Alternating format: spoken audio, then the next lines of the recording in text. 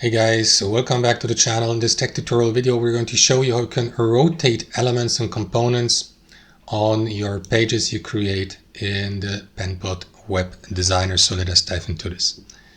Alright guys, so navigate to the page of your web design file here on Penpot. Select the given element. For example, if you have added the given element such as a shape, for example, to a board / frame, you can do that of course also on the given board, or if there's no board you can do this also here on the page itself. So let me add a rectangle for the sake of this tutorial, change its color so that we may see the rotation, and then guys, this is how you can do it.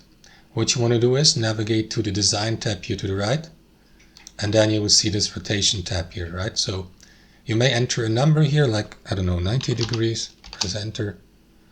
Or you may use that number here, for example, or it field to click into it and to use your mouse wheel to adjust the rotation, right? That's also an option how you do this. And that's basically it, guys. Thanks for watching. Hope you enjoyed it, got something from it, and we'll catch you later.